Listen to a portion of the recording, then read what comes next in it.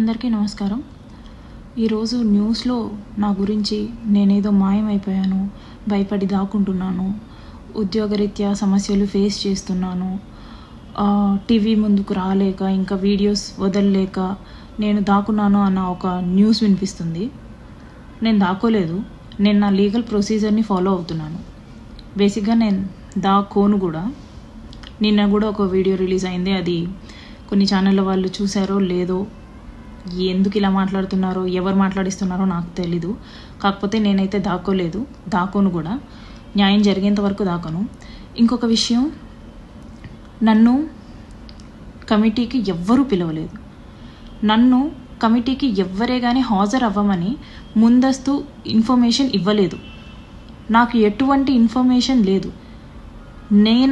నేను శివశంకర్ గారికి కాంటాక్ట్ అయ్యి, ఆయన నంబర్ సంపాదించి శివశంకర్ గారికి కాంటాక్ట్ అయ్యి నాకు నేనుగా, సార్ మీరు శ్రీధర్ వర్షన్ మాత్రమే విన్నారు, నేను నా వర్షన్ కూడా తెలియజేసుకోవాలనుకుంటున్నాను, సో నేను పెన్ డ్రైవ్ పంపిస్తున్నాను అటాచ్డ్ విత్ లెటర్ అని చెప్పేసి నేను లెటర్ పంపించడం జరిగింది.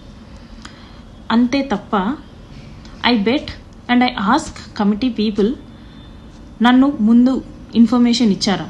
ఇస్తే ఎవరితో ఇప్పించారు?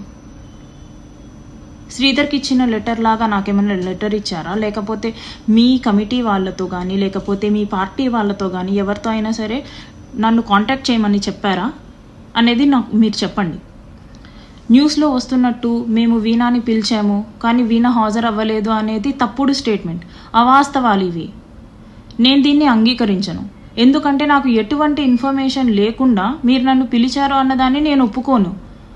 And I'm dam willing to meet all of you. నేను మిమ్మల్ని కలిసి నా వర్షన్ చెప్పుకొని వాట్ ఈజ్ వాట్ అనేది చెప్పుకోవడానికి నేను రెడీగా ఉన్నాను. నేను కలుస్తాను అనేసి అంటున్నా కూడా మీరు నన్ను పిలిచారు రాలేదు అనేసి అలాంటి అవాస్తవాలు చెప్పకండి ప్లీజ్. అండ్ నేను దాక్కోవట్లేదు.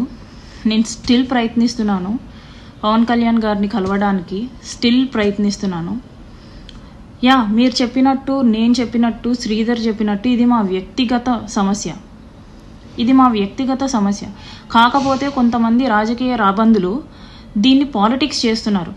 అధికారం ఉంది కదా అని చెప్పేసి వాళ్ళు కంప్లీట్ అధికారం చూపిస్తున్నారు. డబ్బులు వేస్ట్ చేసుకుంటున్నారు, డబ్బులు ఖర్చు పెట్టి నెగిటివిటీని స్ప్రెడ్ చేస్తున్నారు, ఏంటంటో చేస్తున్నారు. అవన్నీ కాదండి కావాల్సింది, నిజాలు కావాలి.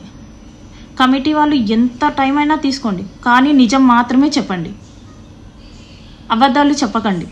I really pray all of you, I really please all of you, నిజాలు మాత్రమే మాట్లాడుకుందాం. నాకు శ్రీధర్కి జరిగింది మాత్రమే మాట్లాడుకుందాం. నా ఉద్యోగం అంటారా, నా పరువు అంటారా, నేను ఇంతకంటే దిగజారడానికి ఇంకేం మిగల్లేదు. కాబట్టి నేను అన్ని వదులుకున్న తర్వాతే నేను ఇక్కడికి వచ్చాను. కాబట్టి నేను భయపడను. నాకు జస్టిస్ జరిగే విషయంలో నేను భయపడను. నేను ముందుకు వెళ్తాను ఖచ్చితంగా. అండ్ సార్ పవన్ కళ్యాణ్ గారు, నేను మీకు మళ్ళీ అర్థిస్తున్నాను, మిమ్మల్ని నేను కలవాలి సార్. మీకు ఎంతవరకు నిజం తెలుసో, ఎంతవరకు మీరు ఈ విషయం గురించి పట్టించుకుంటున్నారో నాకు తెలియదు.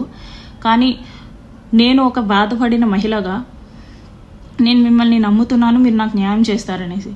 ఎందుకంటే మీకు ఉమెన్ మీద ఎటువంటి రెస్పెక్ట్ ఉందో, ఎన్ని సిచ్యువేషన్స్లో ఉమెన్ గురించి మీరు బాధపడ్డారో అదంతా నాకు తెలుసు.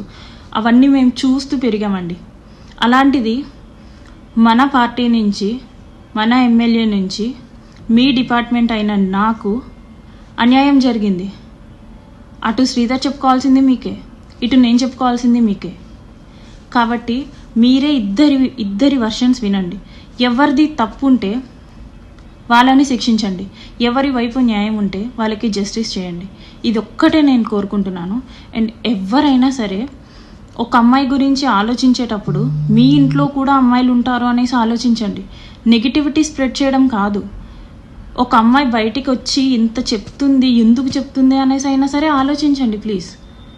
అమ్మాయికి ఏం సరదా కాదు, మీ అందరి ముందు ఒక టాపిక్ అవ్వాలనేసి ఎవరికీ ఉండదు.